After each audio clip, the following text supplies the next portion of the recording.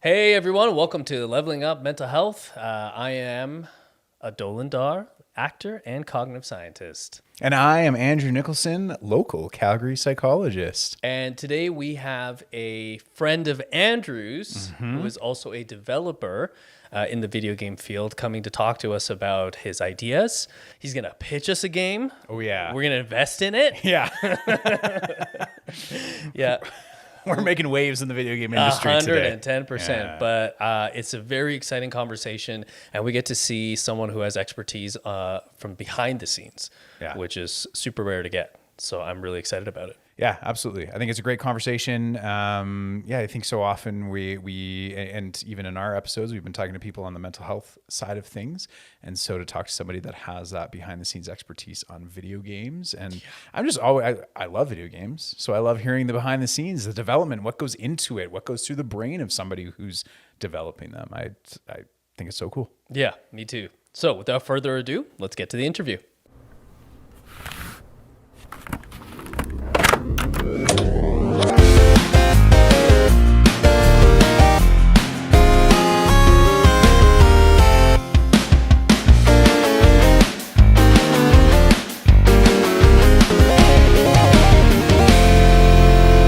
Well, welcome to the podcast. Today we have a good friend of mine and a local Calgary game developer, Keith, on.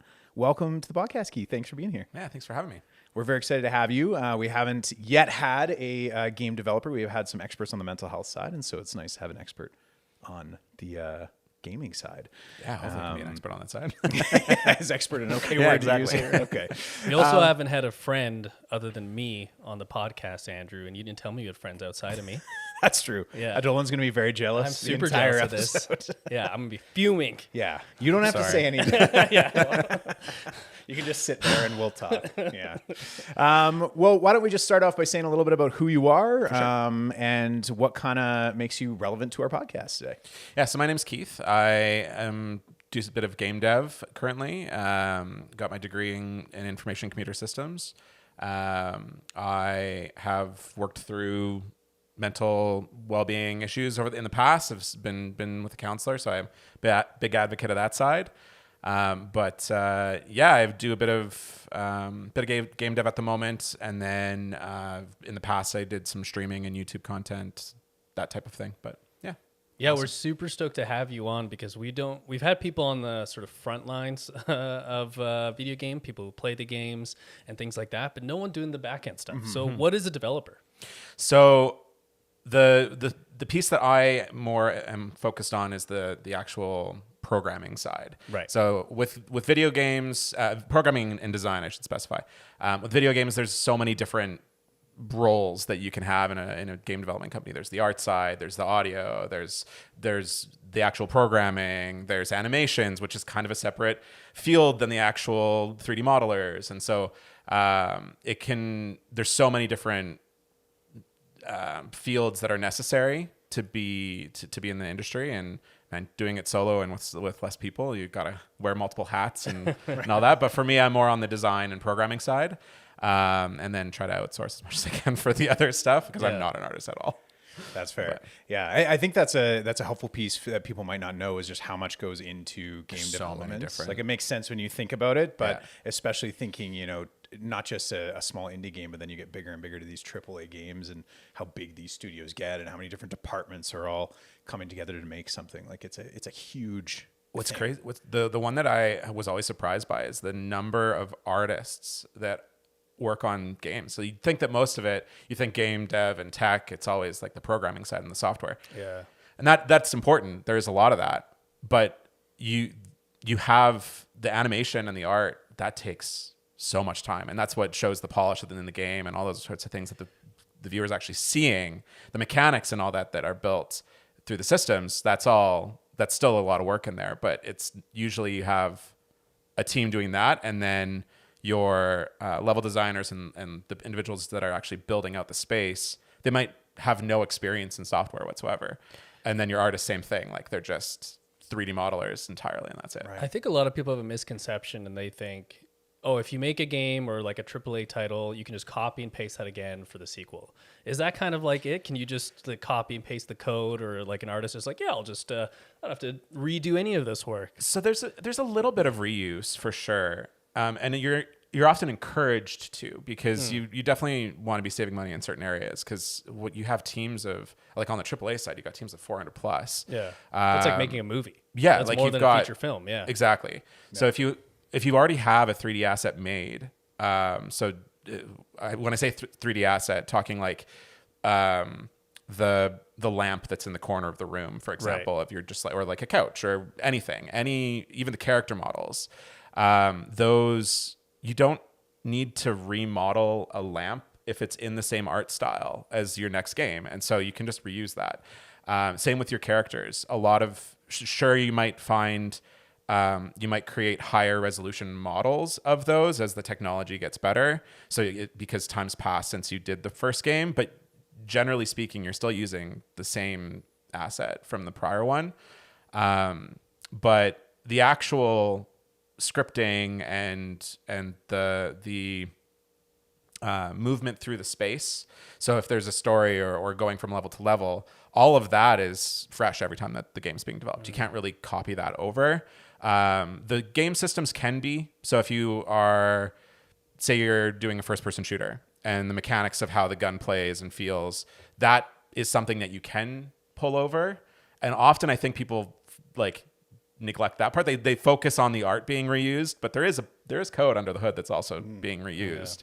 Yeah. But the biggest thing in most of the work when you're going from one title to the sequel is most of that is in the actual scripting and any new level design, all that sort of stuff that needs to be built for the sequel. Yeah, one of the words I know often gets used in the space is sequels are iterative. You're taking what was done before, like with the mechanics of whatever the gameplay is, and you might copy a bunch of it over, so you're not reinventing the wheel every time, but then you're tweaking. You're iterating on what's there to make it a little better, add a new system in on top of what's already there. Well, and even across IP too, so it doesn't always have to be the like a sequel. You look at like Persona, those games.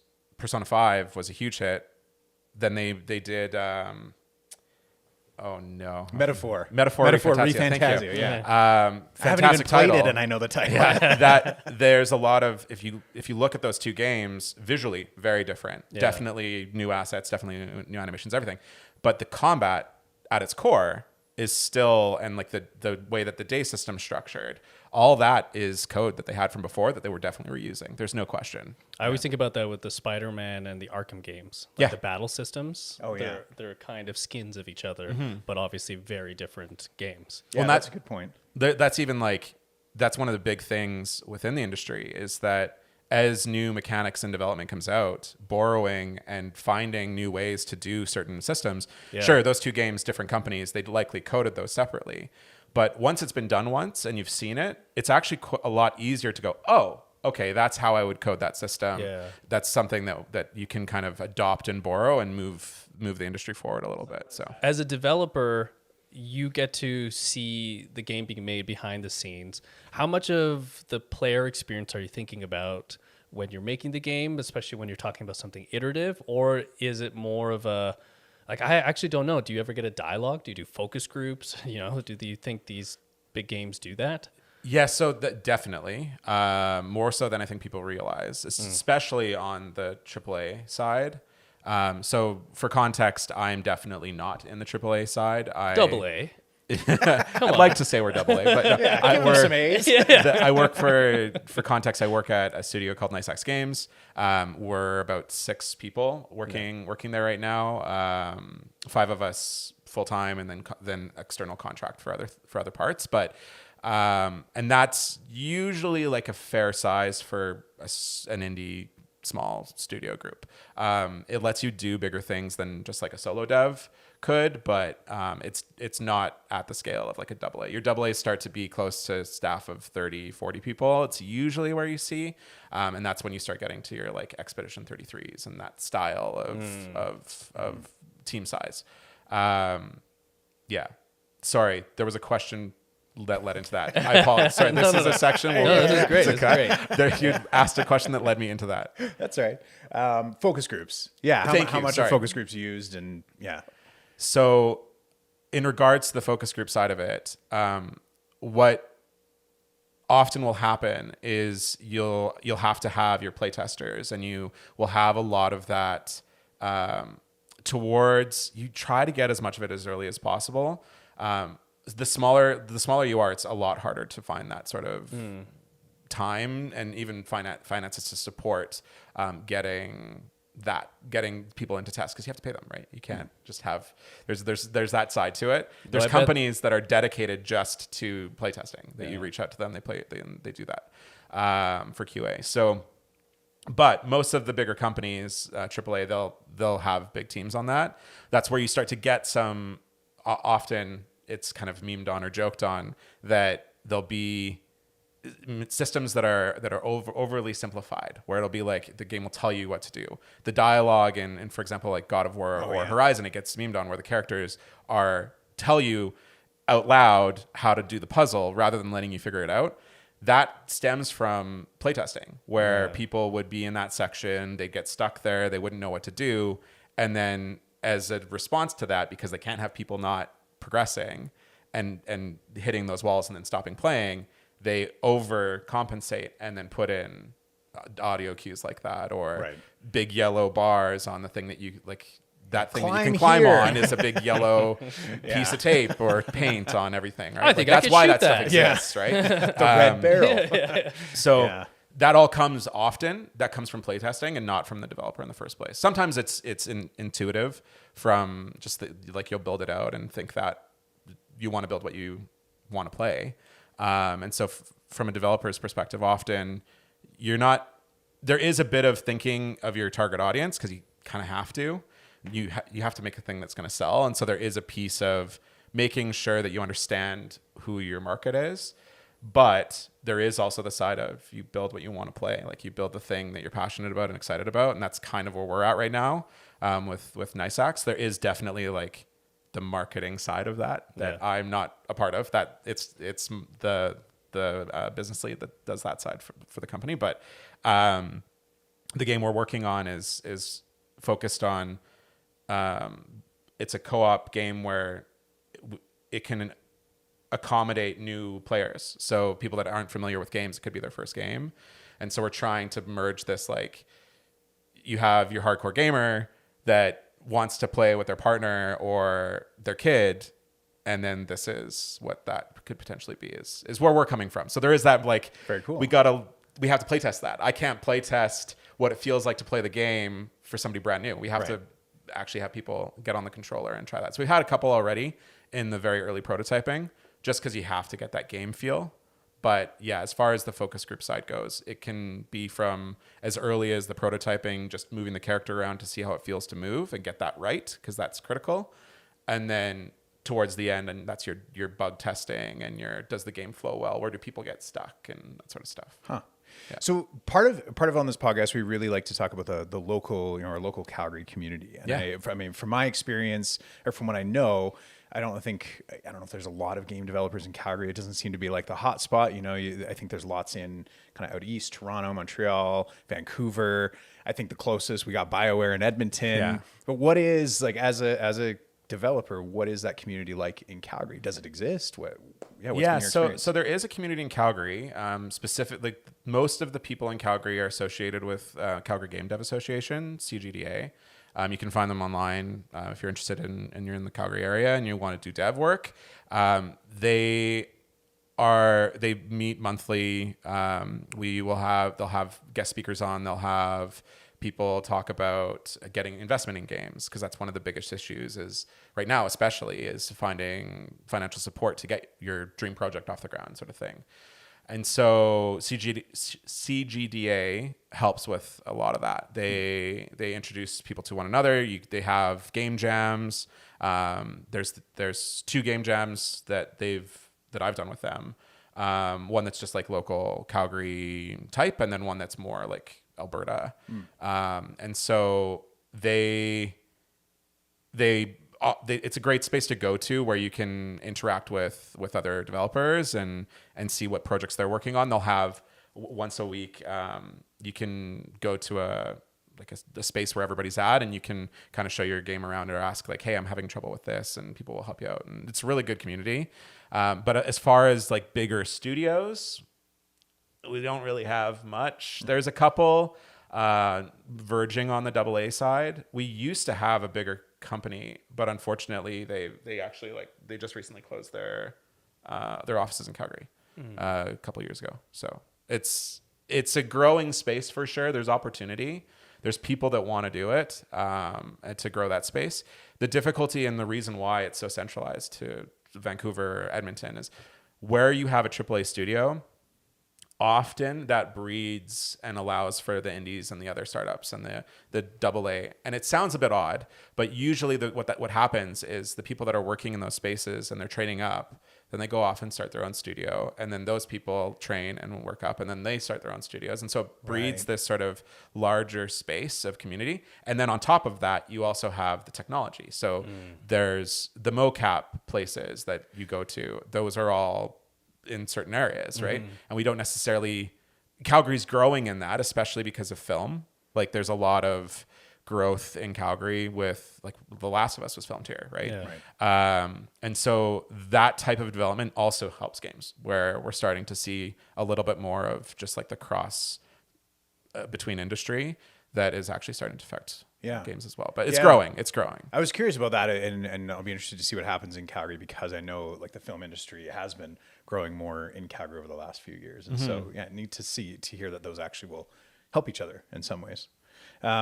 So the other big part of our podcast, we talk about video games and mental health. And I know that's been an interest of yours, as specifically how these come together. And I don't want to say too much for you, but I know you worked on a pitch for a game that was a bit more specific in terms of incorporating mental health into the mechanics. So I was wondering if you could say more about that, why you wanted to pitch that, So personally for me, I went through my own struggles through counseling that were kind of shaped. I mean, everybody kind of has that. When you go through counseling, it shapes who you are. It shapes a big part of who you are in the future, which I think is so important. And one of the things that I wanted to do was be able to merge and take my passion of game development and try to incorporate something that I find important to talk about. And it's just not a space that we see a whole lot of, is talking about mental wellness and having, within video games specifically, I should say, it's not something that is frequently done. There's games that get close. There's games that try to incorporate and build mechanics into their games that are that highlight mental topics. And so that space is something that I wanted to be a part of, or to try to push forward, is have a game that helps talk about or shine a light on depression, for example.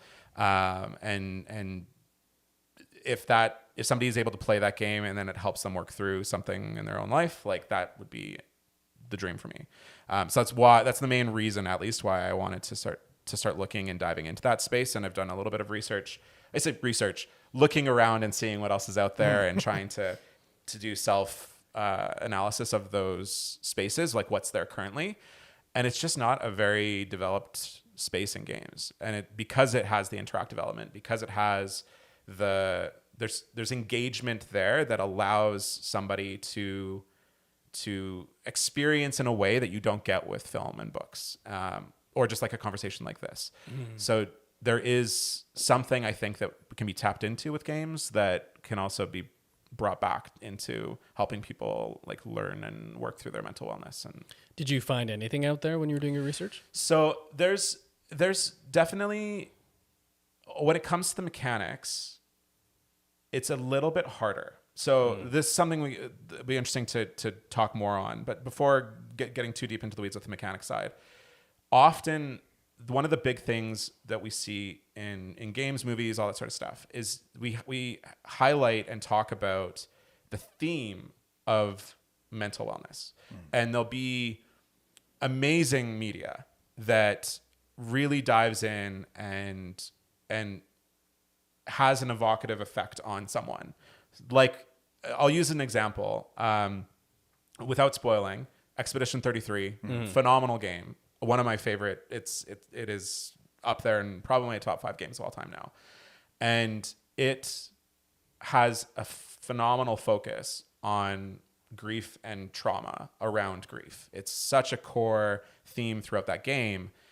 But the way that they approach that and talk about that theme is all done through the lens of cutscenes and dialogue. That could be everything that makes that topic so good in that game could be a movie, truthfully. And from what I understand, they're making a movie of Expedition 33. Very exciting. But, and it's kind of the same. You look at The Last of Us, it's the same thing. There is a lot of trauma and things that Joel goes through. And there are topics there that they get close to.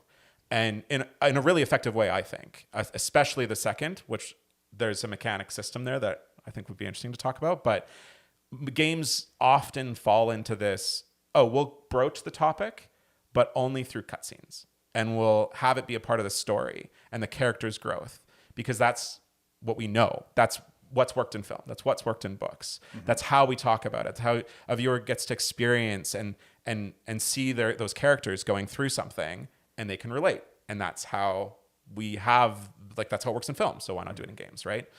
And so that space right now, that is usually the solution. That's usually how we see topics be talked about or showcased. That's not taking advantage of the medium. Yeah. The games are interactive, right? And how do you incorporate and have somebody feel or learn something about themselves through mechanics, like through just moving the character around or interacting with the game? That's not just watching a cutscene that could have been a movie or all that, right? Now, that's not to say that that's not important. Having Expedition 33 highlight and talk about grief while also being an incredible video game, that's amazing. That's so important. I still to think on, but it's so difficult. One of the things I was finding on the mechanic side is it's quite difficult to broach that consciously, because you can't. We were talking about a little bit when I was originally pitching the idea, is how do you incorporate it without making it a what's the word? Like boring. A bummer. Without making it insensitive. Yeah, Right. there's a performative element to it as well. Like, and I'll give an example. Yeah. So one of the ways of thinking about it is there's games that Darkest Dungeon is one that kind of has a mechanic in it that broaches. It gets really close, where the characters, as they go into, you send them off into these dungeons, and as they're moving around, they have like a sanity bar, and the more that you push them, the farther into the dungeon you send them, the harder that they have to fight to survive. They'll have effects on their sanity, and then they come back to town, and you have to decide how to help treat them. You can they send them to the bar to have a drink. You can send them to the nurse's station, sort of thing. There's different approaches that you can have as you build up and develop your town. All of that is done through a bar. That's just a bar that moves up and down, and it's effective for that game. Because when eventually you can feel bad if you have this hero that you've been focusing on and developing, and you don't want to lose them, but you're pushing them hard and their sanity is like way down when they come back. You got to give them a break and work on somebody else, but because you don't want them to die, you don't want them to run off or whatever, and you're trying to take care of these people. So it does a decent job of showing that, but how does that work if you had like a depression meter? Right, like if that was a depression bar, feels pretty reductive. Yeah, your mental health is a stamina bar. Reductive is a really great way of putting it. Yeah. These are really important topics that if you just break it down to a game mechanic like that, it's so hard to make it effective. Without potentially not causing harm, but the way everybody's depression and how they approach it, I think, is quite different. There is and how you come through that and how you work through your depression or anxiety, or and sometimes you'll have a month that is worse than another, right? Like it's always an ongoing journey. And to sort of reduce it down to the example that I had was, you have a depression meter in the game, you hit a certain point, you go to camp, the next morning you wake up, that person just doesn't want to go. You try to send them out to the dungeon. No, I don't have the energy. I'm worn out. I can't go. And it's like, that's fair, but that's not what happens to everybody with depression. Sometimes they will mask it and they'll push on in spite of it and make it worse. And so it's to sort of put a mechanic, you're taking something that isn't logical and you're trying to apply math and software and mechanics and making it logical. It's interesting. And it's a very difficult space to, I think, navigate. Some of the games, there are games that have done it well. Am I okay to broach a little bit spoiler towards Last of Us 2? I think so. It's been out for a while. The HBO's already talked about it a little bit. It's been out for a few years. Spoiler warning, yes. people can skip ahead. Okay. A couple minutes. It's super, super brief, but in The Last of Us 2, there's a point in the game where it transitions you to playing as a different character. That transition point was, I think, using mechanics in a really, really effective way that a lot of people may not have even registered. Some people just were like, no, I'm done. I'm not playing the game anymore. I don't want to play as this person. Right. But when the intent of that is, they are literally, the game is forcing you to walk a mile in the other person's shoes. That's what it's doing. And that whole section of the game, by the end of it, if you get through that whole section, you do feel for that character. You might not. That's fine. Not everybody's going to like that character. But I'm being slightly vague. Intentionally for the spoiler side. But anybody that's played it, I should know what I'm talking about. And that transition and that forcing you as a player, that's so uncommon in video games, to be like, we're going to make you play as somebody that you probably don't want to play as. You don't like this person, and we're going to make you do it. That's the only way you can continue. You don't get to play as the other characters, and you have to learn to do that. And that forces, using game systems and mechanics, for you to kind of approach and learn something from the game. So I think that was actually quite effective. Whether or not the rest of it, and you vibe with Last of Us 2 or The Last of Us as a whole, totally separate from that conversation. But that in and of itself, I think, is something that they did really, really well that we just don't often see. We don't even see it in movies sometimes too. So spoiler alert, there's a scene in Spider-Man where he loses a certain uncle. What? I know, I bet you've never heard of this storyline before, but it always feels like they force you to bounce back right away. So like even in the movies, he has to be hero the very next day. And then they often just super cut it with like a funeral scene or something like that, and they're like, that's it. And grief is over, and I feel like it would be interesting to explore, especially because you said the medium allows you to actually walk a mile in the person's shoes. It would be amazing to be able to explore, like, no, but what does prolonged grief look like? Or what does prolonged depression look like? Or what is, like, you're in the middle of a battle and you get beaten in the game and you come back and now you're anxious to do that battle again. And that affects your health bar or your moves or your ability to respond, and there's no fear sense in the game too. Like, there's lots of mechanics to show like you're either doing really well or doing really bad, but nothing to show a journey of those two things. It's almost all or nothing, right? Yeah, it's definitely, it's a space that I'm really wanting to dive more into. Like, to give a bit of a pitch on what I was looking at. Do it, pitch us. Yeah, we'll invest in it. Yeah, so this is still really rough. Leveling Up Mental Health Den. This is quite still rough around the edges, but one of the reason that I didn't push forward in the direction was because, again, it's how do you do it without it being insensitive? Right. That side of it, and how do you approach it correctly? And so, unfortunately, I had to bench the idea. But what I was originally looking at doing was having a game where you are kind of like Inside Out, where you are inside somebody's mind. You are the character's mind, and they are the character that you are representing, the character whose mind you are taking part of, is dealing with depression. They have some struggles. They have memory snippets, and you very much the same as Inside Out.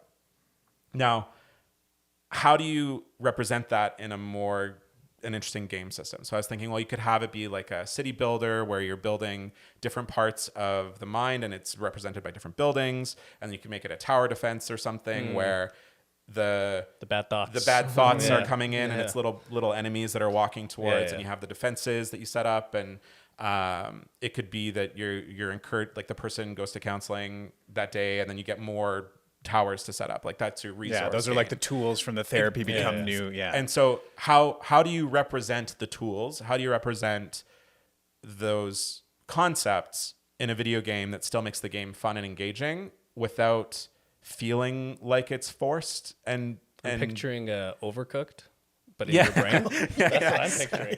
I mean, it's not that direction either. But so then to that end too is you could make it more like a CRPG, like a Diablo style game, or as well, where the player goes out and then breaks down a wall that had been walled off, and they were closing off a memory, and so you have to fight off a boss or break down that barrier to then go through and help, like then you see the memory of that sequence or something to understand the character. And so the whole game arc would be learning who this person is that you're actually like in their mind.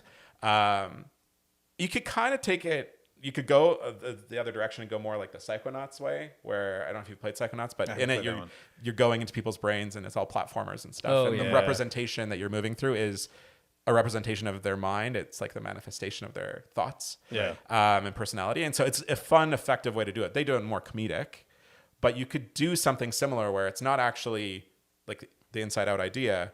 It could be you are somebody going into the mind of this person to help them. You could have it be that, but have you played Roku? It's an indie platform game on Switch. They do something similar. Not similar. I don't even know what. It has no comparison in my brain actually. But you're playing as a young girl who loses her brother to the spirits of the forest.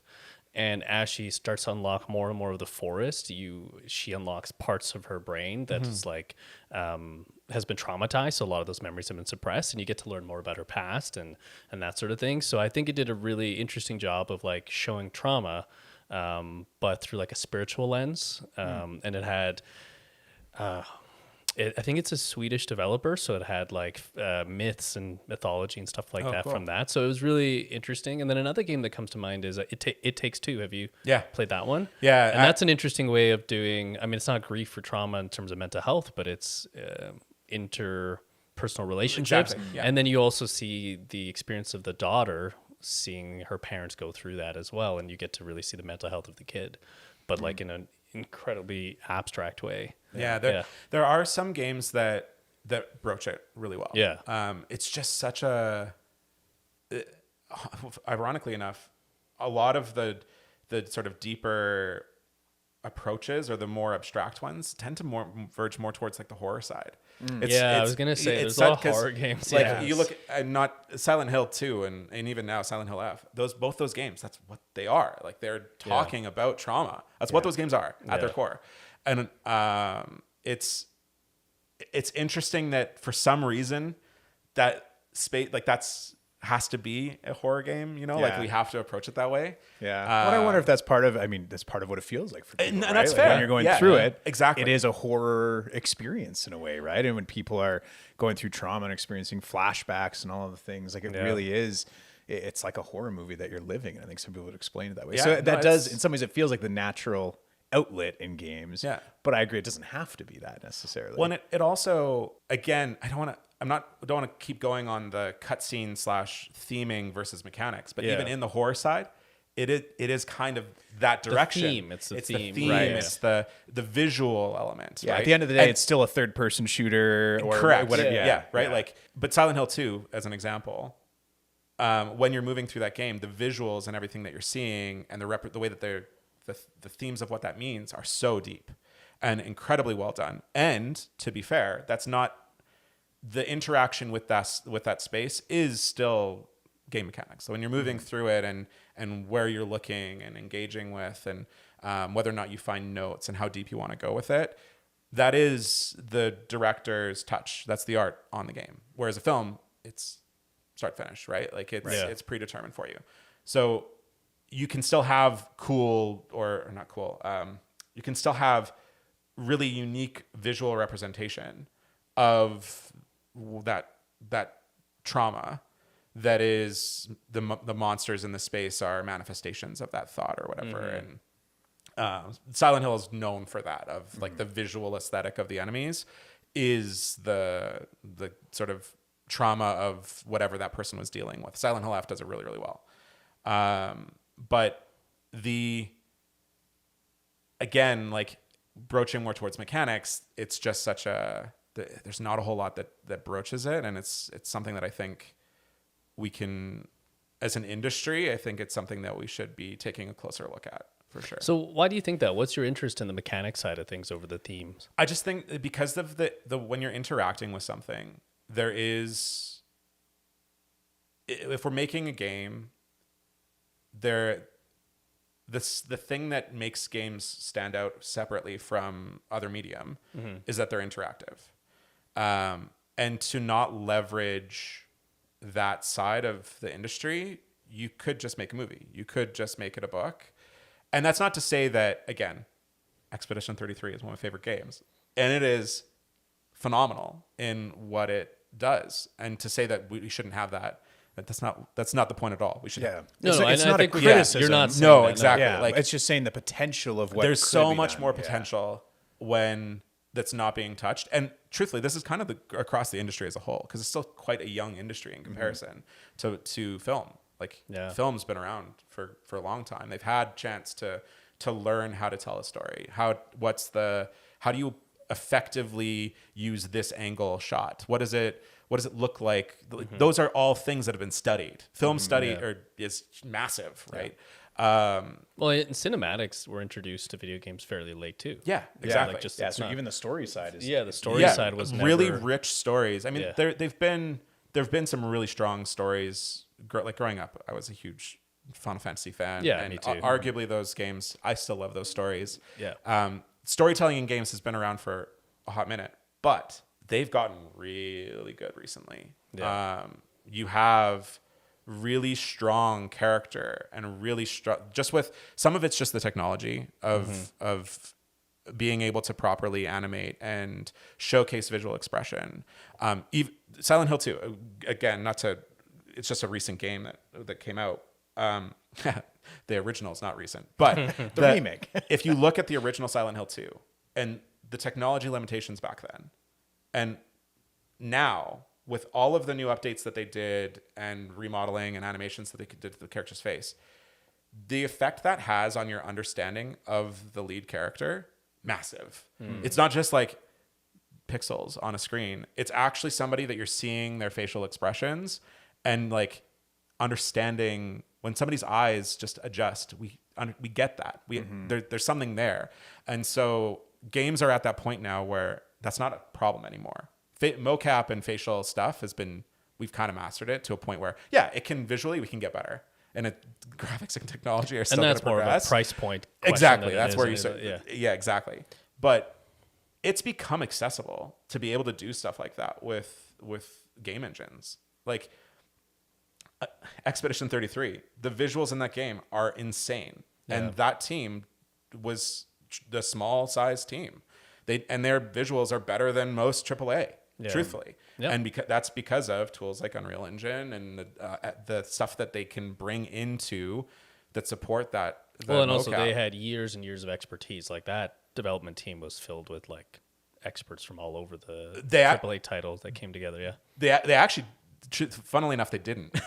the two leads weren't the lead developers. Yeah. The two guys were, but the rest of the team. So the lead writer, the guy that did the music, the marketing side, the hires, the actual individuals that were working on it, they may have had a little bit more experience, but the actual lead individuals were almost all brand new people. Oh, really? Because I thought a lot of them were former Ubisoft. They're two guys. So the main two guys were former Ubisoft, and he basically knew that the game that he wanted to pitch would never be able to be made. And so he branched off and started his own studio, brought on this other guy from Ubisoft. But the writer had never written a video game before. The music, first time making video game music. Cool. So there's a phenomenal, it's a really long watch, but there's a Skill Up did a almost 2-hour documentary on the making of that game where they talk to the team. It's a wonderful watch. It doesn't spoil the game at all. And it is, I highly recommend it if you're interested in the making of side of the industry. It's also a little bit tough because like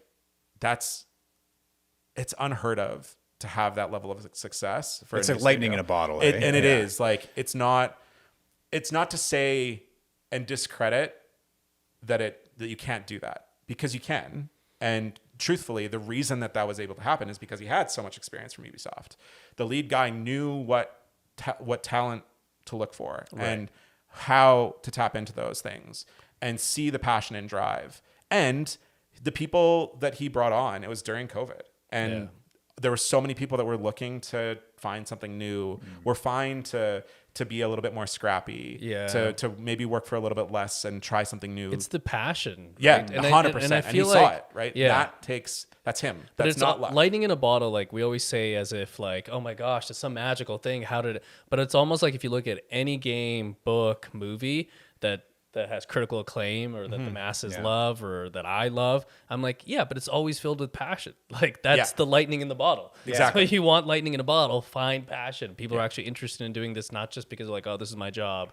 And I think game developers are a little scared of that now. They're like, oh my gosh, these games are coming out that are doing so well. I thought we had to spend millions and millions and millions of dollars to keep selling games. And I thought we could just copy and paste and keep making the same games again and again. And I think a lot of gamers are like, no, this is boring. I want to feel what Expedition did or what Baldur's Gate did, or, you know, even games that have the game loop like Fortnite, it kind of a lightning in a bottle too. You know, I don't necessarily resonate with that game in terms of the story or anything like that, but they figured out a game loop that people loved, you know, and I'm pretty sure it wasn't like, let's try to figure out how much money as we can make. I think that came later, but you know, I definitely had that part later, but but some of these games, there's a whole faction of people that aren't interested in the microtransactions or the game loop like Fortnite, and they're just like, I just want to play a game that I can beat over a couple of weeks and it leaves me with something. And to your point with mental health, I think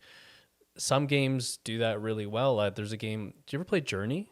Yeah, 100%. And I was like, Journey. it's Phenomenal. not a mental health game, like, No. you know, but I remember sitting there and be like, my mental health feels really good right now, you know. There's a bunch of games since Journey that Flower. The Pathless is a big one recently. I think that one 5 years ago. A phenomenal game. Same developer side. Yeah. Almost the same studio. Abzu was another one in that field. They just actually, the Sword in the Sea just came out. And that's from one of the guys that made Journey. But I would argue they have an interesting mechanic. Yeah. Actually, it's far more abstract, but it's a really unique way. And in some ways, I'm like, this does describe mental health to me, but not in ways I can put into words. It's definitely more abstract. For Yeah, sure. yeah. And it's more, those games are the typical, like, it's the journey, not the destination thing. Yeah. That is those games as a whole. Yeah. So another really interesting one that does kind of really effectively work with mechanics is a lot of walking sims actually do a really, really good job of not being the cutscene while also still really getting it right. Right, because they're making you kind of walk through this space. Yeah, and you're like engage learning with it. about the character that you're playing as. I think you've gone home. Gone Home, What Remains of Edith Finch. Oh yeah. Everybody's Gone to the Rapture. Those types of games, What Remains of Edith Finch is just phenomenal. But they do a really interesting job, and it kind of verges on the cutscene, but you're walking through a space and interacting with memories and learning about the life of this character. And because you're interacting in it, and it's not just like watching a movie or watching characters talk to one another, you're actually engaging with the house and interacting with objects that then maybe spark a memory or show a little bit of a gameplay sequence. That is one that really did a good job of incorporating mechanics. Another one, it would be Hellblade. Yeah, this is one I want to play but haven't played. It's a phenomenal game. I haven't played the second one yet, to be fair, but the use of 3D audio in that game, it's insane. So, and that is full on the mechanics of it being, you can't do what it did in film. It's not like it is truly, it is an interactive experience where it uses 3D audio and has voices coming from different directions at different volumes. And so if you have, it does require, unfortunately, having a proper headphones to really, really, truly get the experience out of it. But man, it is, you do really think that like what it's like, I'm sure what it's like to actually experience that isn't the same. To actually hear voices in your head and have that struggle. Obviously it's probably more than just playing a video game. Yeah. However, it is the closest that I've ever been to be like, whoa, that like it is, you almost at times want to take the headphones off because you just feel like you're going crazy with just the way that the voices and having it come from different directions. And it's just a really chilling feeling. Yeah. That's cool. Well, I think that speaks to this whole interactivity component, 100%. Right? Yeah. That is a really good example. And maybe it's thinking, I mean, kind of what I'm picking up through this conversation too, is it's like we've said, there are games that have done it, but it's also thinking about it's just different mechanics. Like the narrative mechanics have been done in different ways. The audio mechanics in Hellblade have been used for that purpose. But it's some of the mechanics around like even just the basic movement of a character.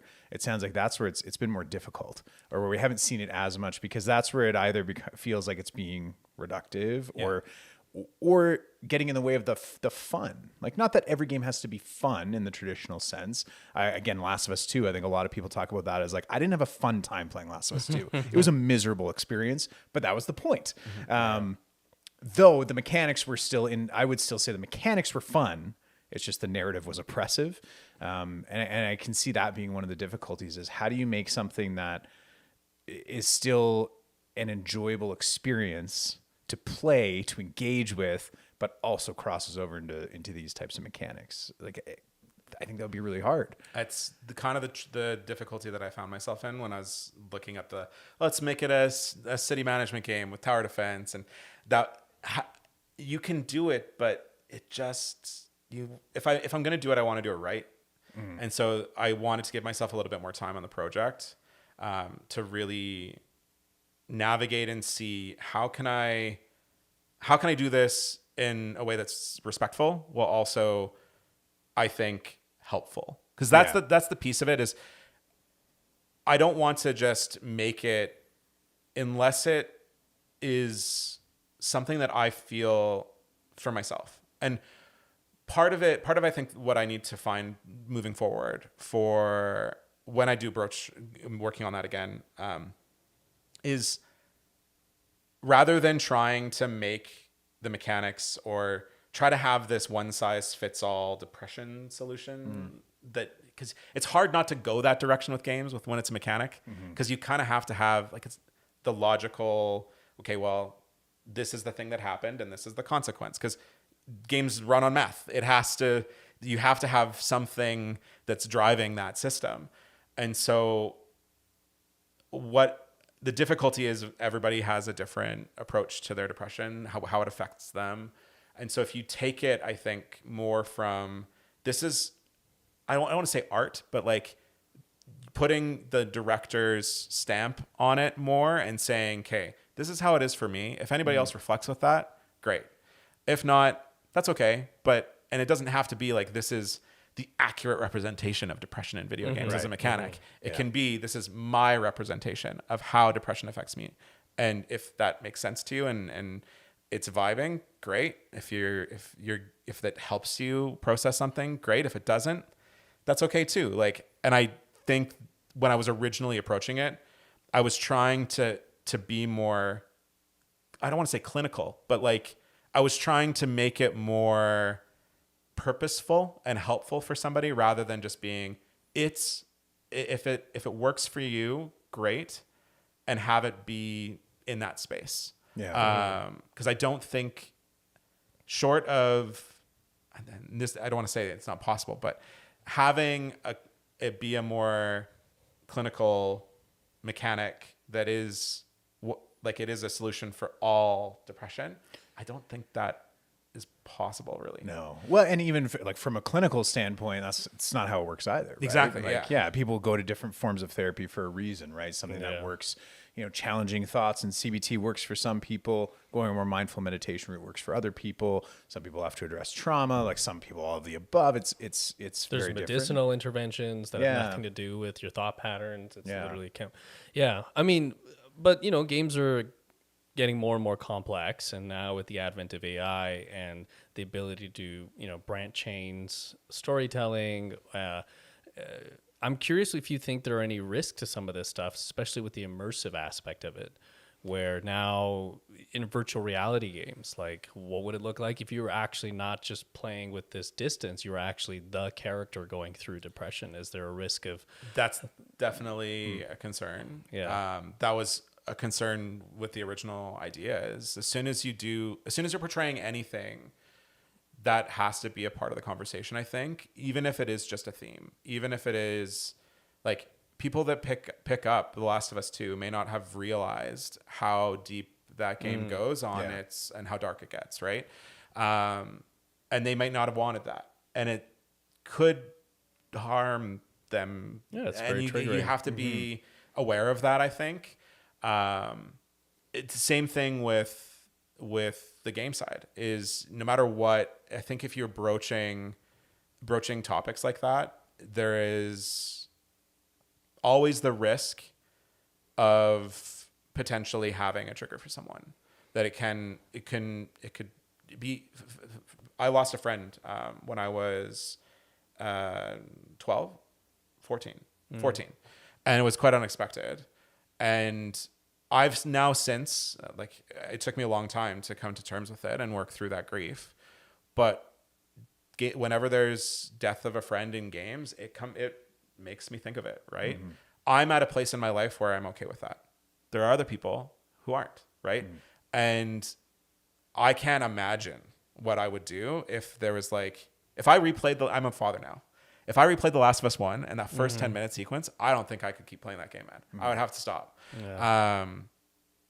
And I can't imagine that sequence if you had lost a child and then watched that. You'd be like, I'm out. And you'd have no idea that that's going to happen, right? Yeah. So there are always going to be, I think it's a thing you have to acknowledge when you're making art and you're making a game, movie, anything, that what you're doing and the story you're telling and the characters, all of that, mechanics, everything there has to be an understanding that this could, as much as you're wanting it to help someone and have a good experience for somebody to sort of reflect on, it can have the reverse as well, of sending somebody spiraling, or have it be I just set them off for their day or month. Yeah. It's an interesting duality. And like you said, I think any form of art faces that, because the whole goal is to give somebody an experience. And then games, you're adding in this, I'm giving you an interactive experience. And it's interesting to think about, because again, I mean, I talked about it earlier with The Last of Us 2. I called it a very miserable experience. I mean, I did it. I love the game. But I haven't replayed it because I don't want to feel that way again. It's not a replayable. But that was kind of the point. But also, I mean, that's part of what you're giving people. It's interesting. Anyone's allowed to tell any story they want. Yeah. But we asked this question a while ago with one of our other guests, which is how much of a responsibility as a developer do you have? And I'm actually curious on the flip side too, where, I brought up Fortnite and things like that. Some of these game loops have a really negative effect on your mental health. So they're not talking about mental health, but they still have a terrible effect on your mental health. Yes. Do developers have a responsibility to think about those things, or is it just let's make that money? So this is... I think this is a really important conversation to it, is that games do have that, as soon as you start putting in microtransactions and the loot boxes and the gambling side of it, because it becomes gambling. Whether or not some people in the industry want to talk about it that way, loot boxes are gambling. It just is. And that effect that has on people, and it affects their finances. It affects you're breeding on the insecurities of not having the latest skin in Fortnite, and you're doing that with kids most of the time. And it is a space that the thing, and I don't want to cause a separation in where we talk about games, but the developer and the publisher, there is a gap there. And most developers just want to make the game that they're passionate about. The money side of it is something that they have to do to keep the lights on, as everybody does with their job, right? But at the end of the day, most people don't get into games because they want to make bank. Truthfully, it's not why. Well, and also you're not seeing the bank from the microtransactions anyways. No, it's the publisher. So, right? And there are some devs that have gone down that road, and there are people that get into the mobile industry, and that's all they do. And I get it. I understand that they're taking, I don't want to say taking advantage, but really they're leveraging the fact that they can do that. And so they get into the space specifically for that, just to make money. The time it takes to make a game have compressed, but the expectations from players of what that game can give them has exponentially increased over time. So, but games are still in the price point that's kind of still maybe a little bit reasonable, given the fact that it takes 3 years to make and millions of dollars with hundreds and hundreds of people on it. And I think there's such an unfair sometimes expectation of developers and people who have to make the game in a short amount of time just to meet the Q1, Q2, Q3 quarterlies, when I think a lot of people are we would rather you spend the time, make a good game that we'll enjoy than try to rush something. So there's a mix here. Yeah. And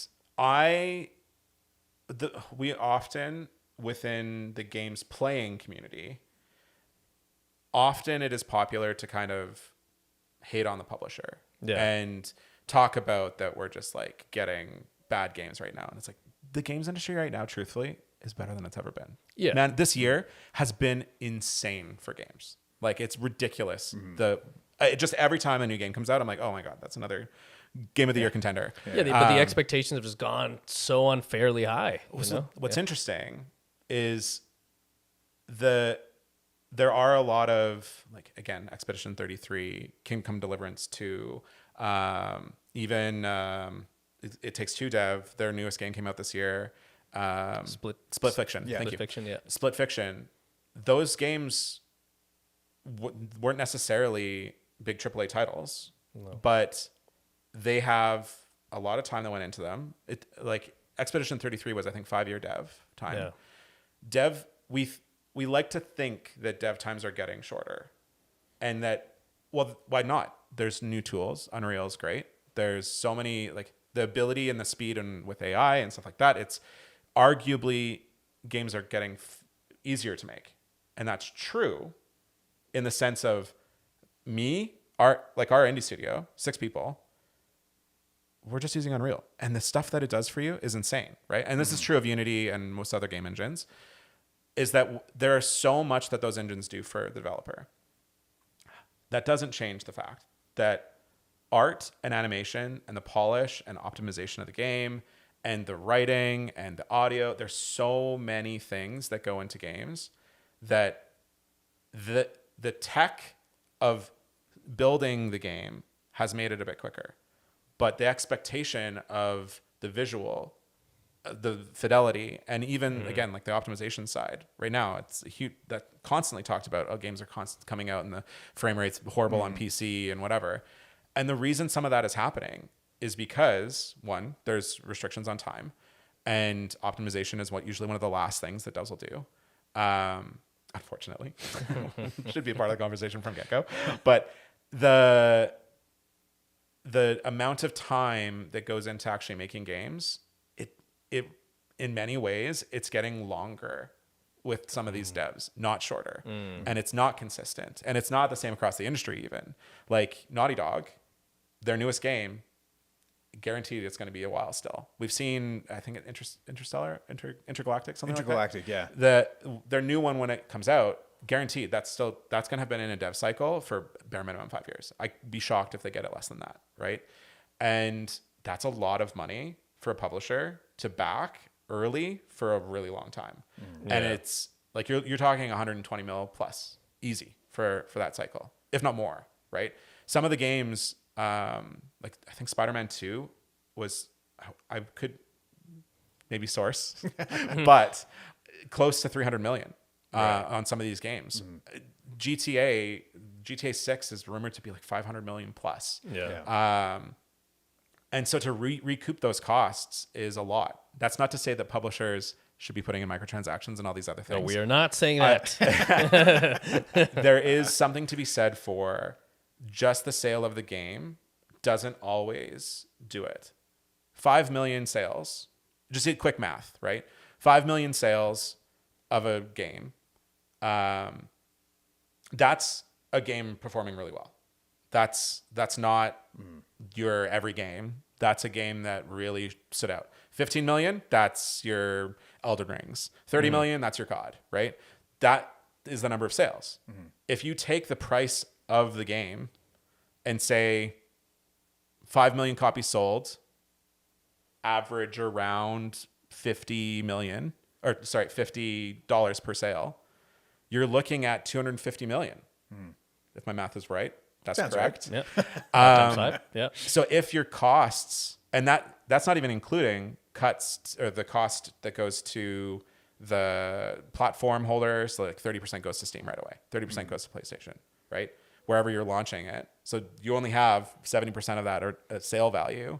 Now that 70% probably is even getting shorter because you've got money going to Unreal for using their engine. You've got money going to the publisher because they need and so it just trickles down and down and down and down.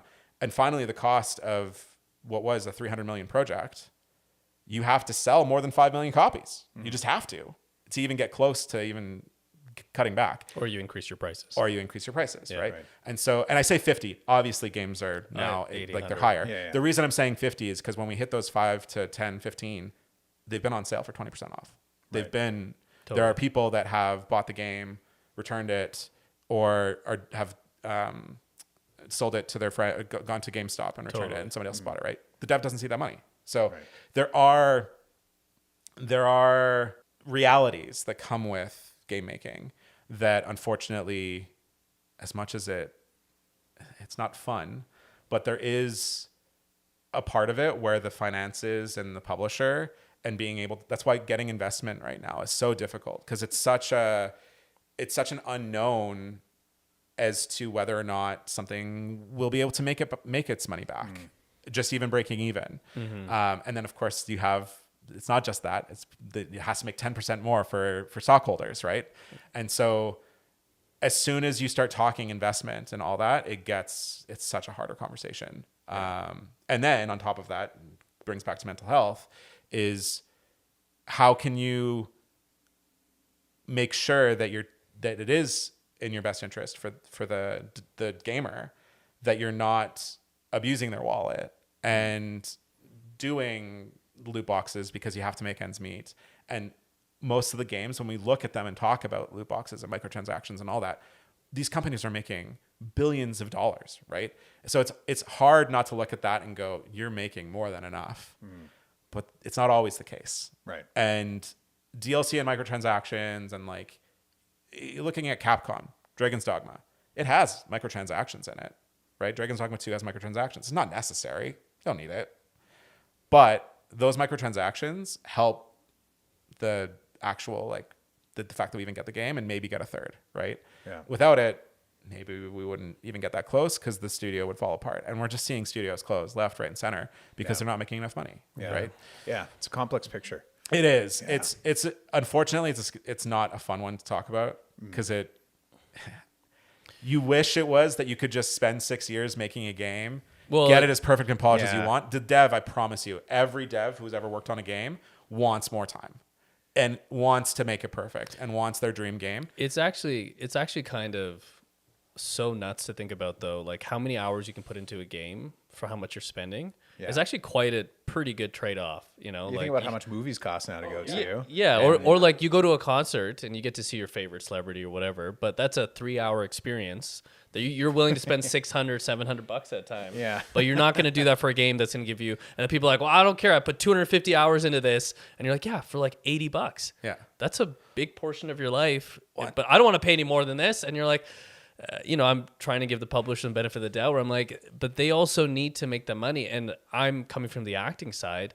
a lot of people underestimate, just like you were saying at the start of the interview, how many people are involved at every step. And these are good-hearted, well-meaning people trying to make ends meet, making $50,000 a year at most sometimes, working 12, 14-hour days just to get you your 250 hours, you know? And maybe we can give a little bit more for some things that make sense, you know? Like, I would love to be able to give I forgot the student that did Expedition, but like, you know, it's like take money, make another one, you know, like do that, you know. So I mean, they're doing now. okay. Yeah. They're doing all right. Let's be clear. They're doing fine. I'm sure that's winning game of the year for me. Yeah. I hope it's phenomenal. Anyway, you're right. I not to kind of loop back a little bit because you brought something up really interesting that we kind of verged away from, but when we're talking about, do developers consider the impact of the game and the consequences that can have on mental health? There's actually a really fun story from back with World of Warcraft. When World of Warcraft first, I lost Andrew to World of Warcraft in high school. So. I played it. I played my fair share. Okay. During the beta, they were finding and discovering that people were spending way too much time. And they wanted to have a bit of respect for the player and their time. And so the rest mechanic that is in the game, where if you rested it in, you get double, like, rested XP. Right. Yeah. That stemmed from encouraging the player to have a step back because there's a reward when you come back later. That's where that stemmed from. Was a discussion of, okay, well, we have to be respectful. We can't abuse, like, and even how long does it take to progress? How much grinding do you have to do? Yeah. Those are conversations that devs have because there is an ethical decision that you are actually making when you're designing stuff like that. Now, some of that does also play into how much can we push that to make enough money? Right. And that obviously that's when the publisher and the marketing side tends to come in. But the developer tends to have to be part of that conversation because they're the ones that are tweaking the numbers under the hood. It's so funny to me, though, because I feel like when things make logical sense to players, they're actually willing to dish out money for it, you know? But when it feels like it's just like a throw out, that's when it feels insulting. And then you're like, well, now I don't want to do this. Yeah. Or now I have to do it to keep up with people, but I don't feel good about myself doing this. Yeah. And I'm like, like you said, if you just baked something naturally into the game, that's sure you're like, okay, well, I got to spend an extra this, or I like it. You know, I think Rocket League used to do this really well, not in the later seasons, from the earlier seasons when it's like, oh, I could get the Batmobile and it's like $3 and you're like, fine, I'll get that just to play the game because it was free anyways to Horse play armor. the game. yeah. But yeah, it's interesting. But it's a push and pull conversation. But it's cool to see that some developers are thinking about the other side where they're like, I'm actually trying to help your mental health with. Yeah. It is actually more general, I would say, in the industry that is a part of the conversation. Wow. That the developers, when you're implementing mechanics, there is thought that has to go into how is the player responding? How does it make them feel? How are they engaging with that system? And the conversation, like one of the big ones that maybe is the easiest to understand is that progression side of like, how long does it take to get from one level to the next? And what is the perfect balance of reward for the player, time for the player, how does that look for the next section of the game, and how much time have they put towards it? Those sorts of decisions, especially on the RPG side where you've got leveling systems, those sorts of decisions are core. And part of that conversation is like, is it going to take too much time? Are we going to lose the player's interest? Is it unfair to them to need to put in this much time in World of Warcraft to hit level 60 back then? Yeah. But how can we encourage them to step away and have put in something like the rest system? What they did for the rest system, and it's a kind of a unique psychology piece with game dev, is they had originally done a test where after a certain point of playing in WoW, they would reduce the amount of XP that you would get by half. What the exact math, I can't quite remember, but it was by half. And then players saw it as a penalty because they were being penalized for staying on. Instead, what they ended up doing is flipping it and adding it to the rested piece, where if you are rested and you've come back, it's not that you're at normal XP, you're getting double XP when you come back from being rested. So all they did is flip it from being, if you step away, you're going to get, or if you don't step away, you're going to be penalized for and get half XP on everything. But if you step away and come back, you're going to get double, which effectively, at the end of the day, the result that has in progression is mathematically identical. Yeah, but positive reinforcement versus... we know that it's fascinating. Right? Reward is always more effective than punishment. And across the board, when they were doing the testing and player testing on that, it just is, it's fascinating. Player psychology. Awesome. Yeah. So we've been talking for a while. We're coming to the end of the conversation. We always like to ask a couple final questions to our guests to kind of wrap things up. So one being, what game had the biggest impact on you growing up? Positive, negative, whatever. Ooh, that is a loaded question. I know it is. So growing up, I would say just Final Fantasy in general probably had the biggest impact on me. The first game that I ever remember playing that actually blew me away was Chrono Trigger. That was my intro. That's why it's Final Fantasy. That's why I love that game. I just replayed it. So good. I've still never played it. He still hasn't played it. And I've been trying to get him to play it. I'm still on the. I'm hoping for that to be a remake at some point. Too. I know everybody is. It's that and 8 and 9 for Final Fantasy. I know that there's been conversation of a 9 remake. There's rumors for all forever. Over the place. There's constantly rumors, but need to do Chrono Trigger and then Chrono Cross. I actually haven't played Chrono Cross, believe it or not. Cross is great. But when I was growing up, that was my first interaction with Chrono Trigger. And funnily enough, it was when I was maybe 5 or 6. And I had been over at my older cousin's place. He was 15, 16 at the time. And I just remember playing it with him and seeing a section of the game where it's like the future version of future area when you find the robot companion. Yeah. And you're moving through this sort of wasteland. And I had this visual in my brain of that as a kid. And then when I was, I want to say 13 or 14, I found Chrono Trigger again because I think they remade it for the DS. Yeah, they made it for the PlayStation again. So it was just, and then they added cinematics, and then they added the DS version of it. So when they did it on the DS, I played it, and then I played an emulator version of it to play the original. Yeah, because the original didn't have the cinematics. Yes. On it, so yeah. So when it was redone, I was like, oh, I'll play this game. Well, this looks cool. Everybody's talking about Chrono Trigger. And I got to that section. I'm like, this is the game from my childhood because I didn't know. I made the connection. Oh, what a good feeling that must have been. And I was That's so this cool. is the one because it had such an impact on me, but I didn't know the name. It was 5, 6, right? Like I just was watching and kind of like idolized that cousin. He was just this older, older cousin that was playing video games. And I was just like, oh, that's so cool. That's awesome. So that was Chrono Trigger, and then that, of course, that led you into the Final Fantasy games, the CRPGs, and truthfully, JRPGs. Before that, I'd played a bunch of other things like Chips Challenge and the random little small games. And even Pokemon, I think I played before Final Fantasy VII. But true, like the time that I was like, no, this is it. I'm a gamer, was I borrowed my friend's PS1 because I didn't have one. He had Final Fantasy 7, 8, and 9. And I played through all 3 games back to back. What a good feeling. What a good feeling. Changed your life. Yeah. Truthfully, like it definitely shaped who I am a ton, and which kind of leans into this year. We've already talked about it a little bit, but Expedition 33, Final Fantasy VIII, one of my favorite games, is the main inspiration for that game, and it is so good. That's cool. It's JRPGs are back, man. Yes, as they deserve to be. Fantastic. The last question we always end with is, do you think video games are the hero or the villain when it comes to someone's story or their mental health? Ooh, that's a tough one. I think it can be both. It really depends on the person.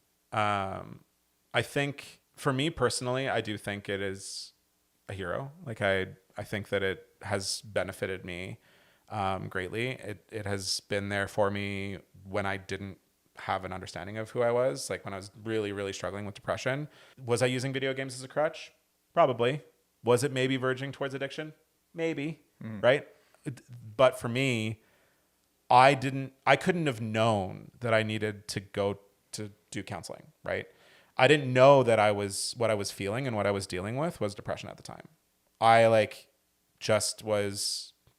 felt like rough. I didn't have the energy to pursue and chase after something. I knew I wanted to make games, and I knew for a while I was streaming, and finding the energy to go do that and trying to find your own success when you're not feeling like your mental wellness isn't there, when you give up on that to then play a video game, it can feel a lot like the video game is the problem. To me, the video game wasn't the problem. There was a bigger issue that I wasn't dealing with. And the video game was just a crutch for me to get through the day. It was, oh, that's too overwhelming for me to think about and go do. I'm just going to go play my video game. Right? I don't see that to me as like video games being a problem for me. It was, I needed to get to a point in my life where I could learn and understand and make the decision to go to counseling for myself. As soon as I made that choice, and a huge part of it was learning that I actually had ADHD. That was a huge part. And then from there, I was able to find a better balance of no, I have the energy. I'm going to go do the passionate thing that I wanted to do, move my career forward. Oh, and now I still have time for video games on the side, right? Like, oh, I did the thing. Cool. Yeah, I can still go play my game after and still get to play Expedition 33 and all the big games. You know? Yeah, absolutely. So. Cool. Thanks for sharing. I appreciate it. Yeah, no problem. Well, thanks for being on the episode today. We appreciate your thoughts, your expertise, and we'll have to have you back again sometime. Yeah, thank you. Awesome. So we just had a great conversation with Keith. Fresh off it, hot off the press. What are your thoughts? What are your initial impressions? What stuck out to you? My first impression is that he loves video games. Oh, yeah. And it was so awesome to have somebody so passionate about it. I felt quite undereducated when it came to video games around him. I was like, oh, man, I got to spend more time playing games. Yeah, he's a gamer's gamer. He knows lots about video games. Yeah. And he knows, like, the people behind it, the history. He watches documentaries on it. Like, I loved it. I loved having him on. He was fantastic. Totally. That's exactly the kind of person we want on this podcast. Somebody who shares the passion, but is willing to talk about all the different aspects and not always some of the ugly aspects of the industry, of the impact they can have on us. And just appreciated that he was willing to have such an open and well-articulated conversation. And he was so vulnerable. Yeah. I really appreciated him opening up about his own mental health journey. And then, of course, some of the things that have happened in his personal life. And so, Keith, if you're listening, I just want to say thank you for that. Yeah, absolutely. Yeah. Yeah. I think his whole kind of, and he talked about his pitch for a game he's wanted to work on. Which, are you thinking about it? So what do you think? How much? How much can we invest? Yeah. I don't have any to invest. What is money? I invest my passion and interest. Is that worth anything? It can be. This is your passion and interest. So that's right. One day. Thanks. Yeah. So he talked about in that pitch and in the surrounding conversation, his interest in the mechanics of video games and how lots of video games have used the story to explore mental health related themes, but only a select few have really used mechanics in a unique and interesting way to reflect those themes. And so that's something he'd be interested in developing at some point. And I thought that was really cool because even thinking about moments of video games that have impacted me, often some of them are narrative for sure, but some of them are very gameplay experience driven. I feel like I maybe talked about it in our first episode, but I always just think about that moment. Spoilers for Metal Gear Solid 3. They just did a remake, so it is relevant again. Solid Snake. Skip ahead if you don't want it. But at the end of that game, when you're fighting the final boss, you go through the fight, but then there's a cutscene, and then there's a moment where before finishing the fight, it makes you press a button, and it's not a complicated mechanic. You just press the button, and it just does it, and it finishes the cutscene. Right. But just something about that interactivity of I have to be the one to essentially pull the trigger. Yeah. That always stuck with me. It made it way more impactful. Right. And I remember just sitting there staring at it for a while and feeling emotions about it and be like, what happens if I just never press it? What do I do? Yeah. And that, I think that's an example of that interactivity. But that was one moment versus I think what Keith was talking about is how do you have those types of moments through Or how do you create a whole game that's dedicated Right. to some form of mental health Yeah. without it being not so fun, without it being triggering, without it. And I think you made a good point where at some point, though, you just have to treat it like a piece of art. And you're not going to get it right for everybody. But it is your work of art. And then you just have to kind of pick a lane and choose. Yeah. There's lots of games that have tried in different ways, right? Whether you liked or not, we talked about Last of Us a lot. Whether that story you liked or not, or whether you felt the environment was super depressive and oppressive, For me, after playing that game, the last choice that you have to make, and I won't make any spoilers, that's kind of made for you because it's part of the story, still stuck with me though. Yeah. Like the pivotal moment in that story. And I remember reading comments about it after, and different people had different perspectives on it. Yeah. You know, people with kids had very different perspectives on it with people who didn't. And I thought, I mean, that's what game is doing. It's reflecting real life. And our real life experiences are always going to be different. For sure. And I think that's how you know they're doing a good job, right? If people have different experiences of it, different opinions on it, I think that's maybe not the only indicator of doing a good job, but I think that means you're touching on something if people have different reactions to it. And you answered a question I was going to ask you, which is, have you experienced a moment in a game that felt pivotal like that? Yeah, absolutely. That moment, there's a similar moment. Again, I won't spoil it, but near the end, almost at the very end of The Last of Us Part 2, there's a moment where there's a final boss fight that you're engaging in. And I set the controller down because I was like, I wonder, part of it was just curiosity. Yeah. Because I knew what they were going for, but I just thought, what if I just choose not to engage in this? Because after the journey I've gone through on this game, I don't want any part of this anymore.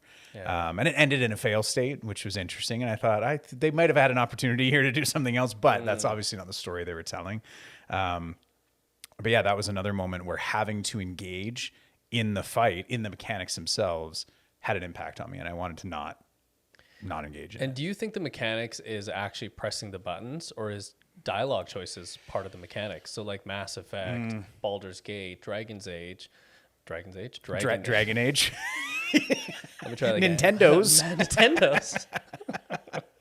the Dragon Ages. Yeah. You get to pick different options that I think some of the storylines have mental health related choices and some feel so consequential where characters die. Yeah. And you're like, I guess I did that, you know? Yeah. So is it, when Keith was talking about mechanics, is he literally meaning like, I'm pressing this, I'm moving the character, it's really mechanical, or is choices enough to fill that gap? I think it's a good question. I think choices certainly do count as mechanics. They're sort of narrative mechanics, and there is, because you're making a choice, there's an interactivity. And yeah, I think we've all had those experiences where we made a certain choice, led to an outcome maybe we didn't like predict. You can't choose the evil path ever. Right. Yeah. This is now a theme throughout our series so far. Goody two shoes Andrew over here. So I do think that counts as a mechanic. Yeah. And I think when Keith was talking about it, I think he probably meant it globally. Like all of these could potentially be mechanics. I think what I kind of picked up from the conversation is a lot of games have gotten good at using narrative mechanics like that. And he's interested, in addition to that, what other mechanics like movement or audio or those kind of things could you use in that way? Actually feeling what depression feels like, or anxiety feels like, or there being consequences of the story progressing where your character... Like I always thought how interesting it would be, like, you know, if your character loses a companion or goes through grief, that the next time you're playing the character, he's or they are heavier or harder to move, or you know, like they're lower. Like you mentioned, they don't want to go back to the dungeon. You know, totally. Yeah, I think there's a lot of interesting things. I think there's games that have done moments or sequences that are kind of like that. I always think of. I feel like it's such a trope now in AAA games to have some, drug-induced section, right? You're either drunk or you've been poisoned, and everything's... Whoa. And in a way, that's what they're doing, right? The mechanics of what you're seeing. You can't move the character right. No. But I think it also... we kind of laugh about it because we all know what that feels like. And in some ways, it's kind of annoying. Like, I wouldn't want to do that for an entire game. So I think that shows the dilemma Keith was talking about is 100%. They've done it. Like, that's a great example. But... would somebody want to do that would you want to play that for even a 4-hour indie game? I don't know. But I was thinking back to our conversation with Kenzie, and I was like, what if it's just a game that you experience in a short burst to demonstrate a form of empathy or learning about that experience? Yeah. Because I think, there's this argument in mental health whether simulation is explanation. Right. If I simulate something for you, does that explain that person's actual experience? So the classic example is like beer goggles, right? Have you ever done that? Right. Where, you're walking around and you're like, yeah, I guess you're like, it's a nice way to elucidate the fact that you're really not able to see clearly and that sort of thing. But it obviously doesn't, it's not the experience of being drunk. Yeah. And you can never really convey that until you've been drunk. And that's the same thing with depression and anxiety. And sometimes there's a little bit of performativeness to it, especially in the accessibility space, where they're like, we'll put you in a wheelchair and you have to spend your whole day in a wheelchair. And you're like, see what it's like. And so some people will say, well, that's really like performative and insensitive. And yet other people are like, yeah, but how else are you going to explain to people that ableism exists all around you? Right. Right. That things are made for a certain group of people that are privileged with certain levels of ability. And I don't know what the right or wrong answer is, but what if a game elucidated depression or anxiety in a similar way? Yeah. It's obviously a simulation, but maybe it'll help people at least open the conversation and be like, well, oh, this is what you're feeling. Like I've struggled with depression for a long time, and I would love it if somebody just understood it without me having to explain it. Right. You know, and they're like, what is it? I'm like, just play this game. Yeah. This is what it feels like to try to get out of your bed. Yeah. You can press that X button as many times as you want. It's very hard, you know? Yeah. Yeah, no, I think that's a good point, and there is no perfect solution to it. But also, embracing that there is never going to be a way to fully make somebody else understand what they haven't experienced. Yeah.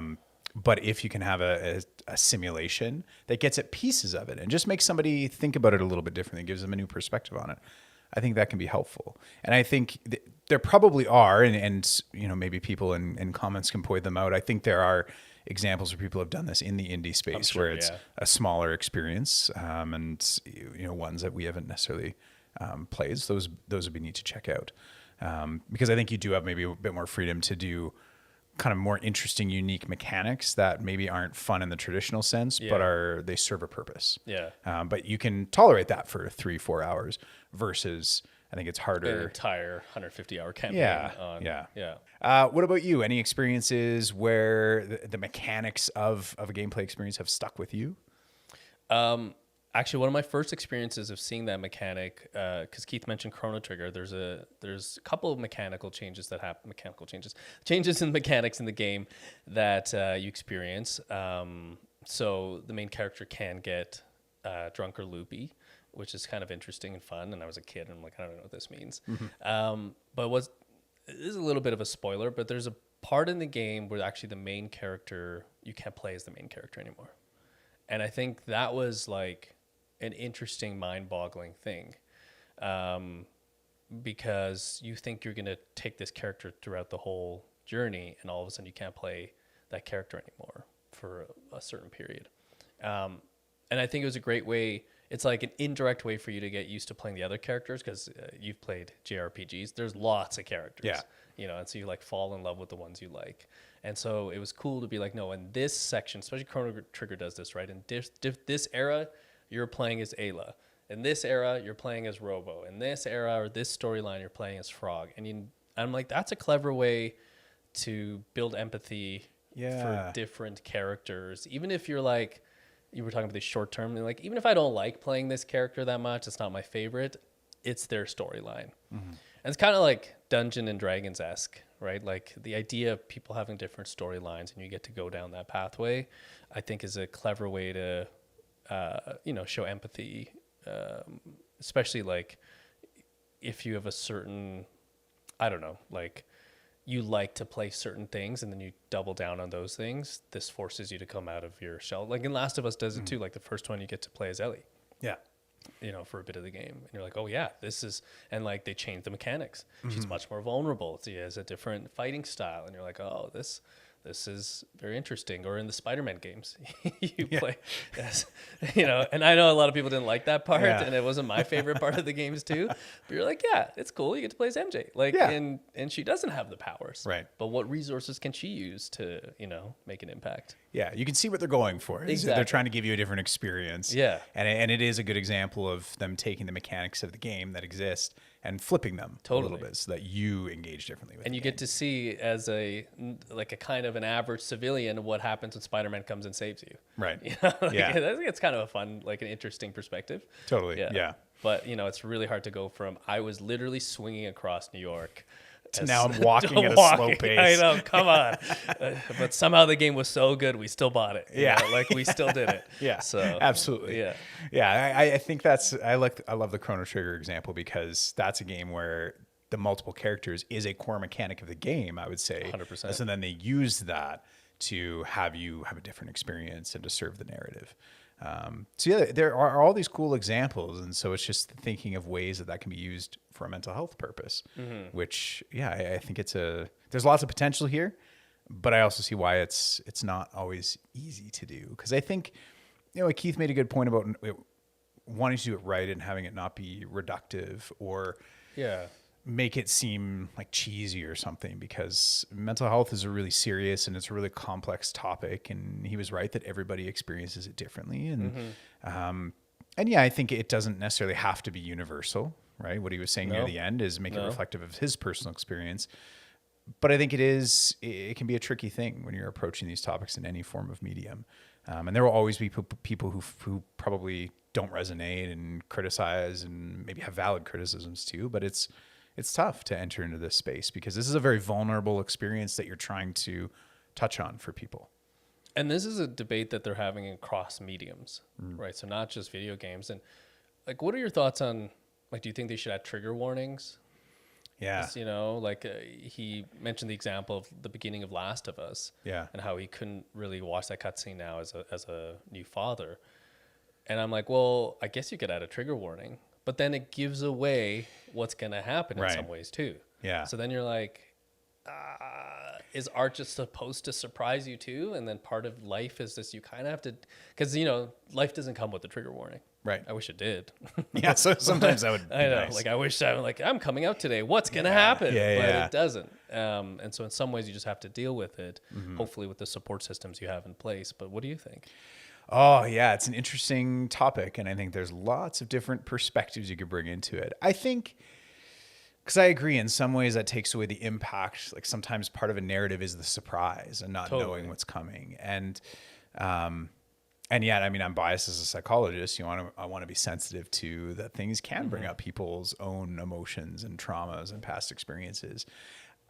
I think with games, I mean, part of it is it's why they have ratings. And so if you're going to play a mature game and, it usually says rated M for mature for themes of violence or whatever it is. And so I think... But those ratings don't cover things like grief. Or no, they don't get super specific. Yeah. But I think it's... that at least gives a little bit. And there's a little bit of responsibility on the consumer to know, like, what am I engaging with? And could it potentially carry something that's going to affect me? And so... I make that choice sometimes. I'm not there's certain horror games I'll play, but I don't play all of them because I know that stuff affects me. Yeah. And I generally, you can tell what the content is and the rating and you can make a choice. I don't know. I think it's more about experiences where it's maybe less expected or, I know there was some controversy around, I don't remember what university, but a university course that had whether university courses should be giving trigger warnings before certain lectures or not. Right. And some people said yes, some people were really against that. And I think in that case, I can see the argument for, because there is no rating on a university course. And so you don't really know. And the topic of a course could be very general. And so do you expect to go to a course on, even if it is an English course, say, but do you always know exactly what you're going to hear going in? And so maybe there's a space for a bit of a content warning there saying, hey, today we're going to cover this, this, and this, just so you know. I don't know. What are your thoughts? I think I echo a lot of what you said. I think it's contextual and circumstantial. I think the more we learn about mental health, there's probably room to expand ratings to include something like that. It doesn't have to specifically say depression or anxiety, but this game explores themes of grief or something like that. And you can just leave that general statement. I don't think it would take away from the experience overall, because I think the majority of people who engage don't even read the ratings anyways, or don't know what they mean. They just go in and play. But then for that person who may be thinking about these things, it is there as an added fail-safe. And that's ultimately what trigger warnings are. If you feel like you're not going to be triggered, you're going to ignore it. You're going to read past it quickly. Right. It's not for you. It's not for you. It's for the people that we're trying to support. during that time. So I don't know. I don't think there's a harm in it. And sometimes I feel like we're too rigid on like, we need to know this will work before we implement it, you know? And sometimes it's like, I don't know, try it. And then if it doesn't work, like a trigger warning is really not harmful. Like, you know, if it really comes down to the fans being like, well, that ruined the whole story for me, then I'm like, okay, I take that as feedback. Right. And let's, you know, let's change it up. Right. I certainly don't think it's like going to cause more harm. Yeah. But I could be wrong. I don't know. Yeah. Yeah. Well, it's an interesting thing. And I agree. I mean, generally speaking, I think it's just a heads up, right? Yeah. I mean, speaking of our episode with Kenzie, we had a content warning at the beginning of that episode because of the themes it talked about, which could be upsetting for some people. And I think it serves that same purpose of it doesn't change what we're talking about. It doesn't mean we're restricting what the themes we're going to talk about, but it just says, hey, for those of you who might be affected, just so you know, so you can make an informed decision. Yeah. Yeah, it'd be interesting to see that in games and what is the reaction to that. And I mean, I'm sure there would be a reaction. There's to that. always There's a reaction to everything. No one's ever happy. So yeah. Any final thoughts on our conversation with Keith before we move into our skill testing question? No, I mean, I just really appreciated having someone who was willing to talk about his own experience and, of course, games in such a like fully expansive way. He really got to demonstrate his knowledge. I am really curious to see how our fans will respond. And if you have any ideas on games that do this well, or ideas and things you'd like to see developers do, I mean, part of our hope is that some developers are listening to this podcast, even publishers are listening to this podcast and are looking to see, oh, hey, like, this is a solution or this is an idea. You know, we're your free focus group. That's what right. we are. Yeah, and we are single-handedly going to change the video game industry. 110%. I don't think that's too bold to say. Not at all. No trigger warning needed. What about you? Any final thoughts? It must be nice to have your friend. Yes, it was nice to have my friend. Always nice to have a friend on. Finally, haven't had a friend on any of these episodes at all. True. Just kidding. No, it was nice to talk to him. I mean, I could talk to Keith about games all day. Anytime we get together, that's usually part of our conversation. So it was nice to just have him on and have that be filmed, and it felt pretty natural. And I just appreciated what he was sharing, and it was neat to have that side of it, somebody on the game dev side and kind of their insights on it and how the mental health themes filter into even just when you're thinking about mechanics, when you're thinking about making those design choices. I think it's really neat to hear that side. Yeah, awesome. All right. Skill testing question. Are you ready? Are you? No. Okay, I'll go first. Okay, do it. Okay, so skill testing question. You and Keith bonded over the fact that you both have this love of Chrono Trigger. Love it. A classic JRPG. I love it. That I've never played. I have played part of it. And you gave up after playing a part of it? Well, I think I was playing on the DS. I haven't cried so much in an episode. And I didn't love the DS as a system. It's not great. Yeah. It's not great. I'll play it at some point. So in Chrono Trigger, and part of our conversation we just had was how it would swap out what characters you could play as. Some you can't play as at certain points in the game. How many playable characters... Oh, excuse me. Yeah. How many playable characters are in Chrono Trigger? Okay. All right. There's Chrono. Then you get Marl. Then you get Luca. Then you go into Lean's castle and you lose Marl. You have to go find her with Luca. Who comes next right after that? I think right after that you get Robo. Then you go back. Then you get Ayla. Or maybe Frog. I think Frog comes before that. Glenn. Sir Glenn. And then you get mages. Optionally, though. You can't always get them, so it's kind of a spoiler result. Yeah. 7. Am I missing anyone? I will give away nothing with my facial expression. I don't know what that is. I could be right or I could be wrong. I know. Am I missing someone? I have Who such am a I poker missing? face. Am I missing someone? Who am I missing? I feel like I'm missing someone. No, I think that's it. Locking in your final answer, 7? Yeah. You're correct. Yes. You did it. Yes. 7 playable characters. Yes. I haven't Well played that game done. in such a long time. Yeah, that was good. I was impressed. You remember it well enough. You could go through the different beats. And That's how I had to do it. It's my mind palace. It's my Nice. time palace. Whoa. Yes. Very cool. Okay, I have an interesting one, and I don't think you're going to get this because it's very hard. Oh, okay. But it's interesting. Okay. We were talking about mechanics. What game was one of the first games to introduce the HP mechanic, putting your health bar in a game? The HP mechanic. Yeah. Ooh, that's interesting. It's a tough one. That's a tough one. That's really interesting. Okay. I was hoping you were going to ask about like when joysticks came in. Why?